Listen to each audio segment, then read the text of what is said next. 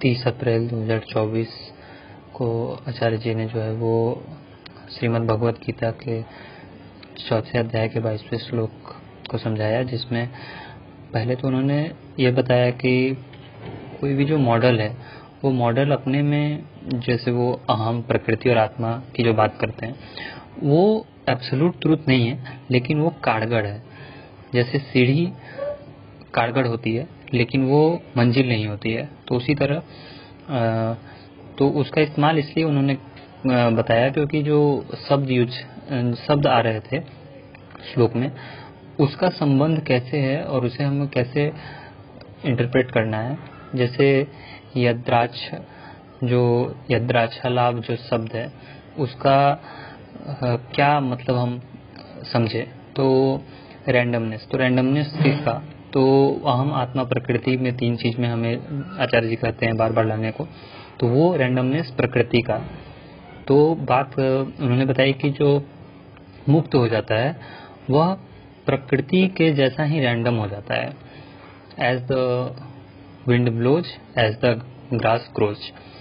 तो उसी की बात वो कह रहे थे, लेकिन वो जो as the wind blows and as the grass grows, ये जो बात है वो मुक्त पुरुष की बात है। हमारी अभी जो स्थिति है, मेरी जो स्थिति है, वो अभी वैसी नहीं है, तो मुझे तो देखना होगा, मुझे तो क्वेश्चन करना पड़ेगा। और जो द्वंद्व रहित था, वो द्वंद्व रहित भी प्रकृति के लिए ही था, प्रकृति के लिए ही शब्द यूज किया गया था। और जो कामना होती है, वह कामना, डर, इन सभी का जो संबंध है, अगर हम अपराधी बन रहे हैं तो कहीं ना कहीं हमारे पास कामना होगी। अगर हमें दुख मिल रहा है तो कहीं ना कहीं हमारे पास कामना होगी, तभी हमें जो है वो दुख मिल रहा होता है। और जो आत्मावलोकन होता है, वो आत्मावलोकन, जो आत्मज्ञान आचार्य जी बार बार कहते हैं, वह कोई नियम लगाने जैसा नहीं होता है कि आत्मावलोकन सेल्फ पुलिसिंग जैसा काम नहीं है कि पहरेदार की तरह जो है वो कुछ नियम बना के रख दिए, वैसा नहीं है। और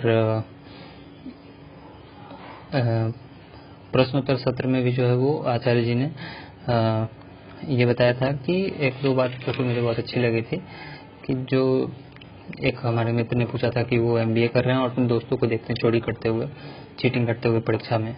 तो इसके संबंध में आचार्य जी ने कहा था कि ये स्कोर कार्ड तो सिर्फ नंबर दिखाते हैं, पर वो नंबर कैसे आए हैं, ये नंबर लाने वाले को ही पता होता है। तो इसलिए जो है वो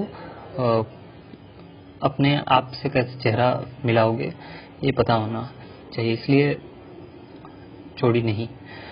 और जो परिवार की बात थी कि जहाँ 2 कोई भी मिलेंगे तो तीसरा होना ही चाहिए, तभी वो 2 का मिलना सार्थक है, और वो तीसरा आकाश होता है, वही तीसरा लव होता है। तो ट्रू लव ऑलवेज इन्वॉल्व्स 3। तो ये जो है वो बात आचार्य जी ने कही थी।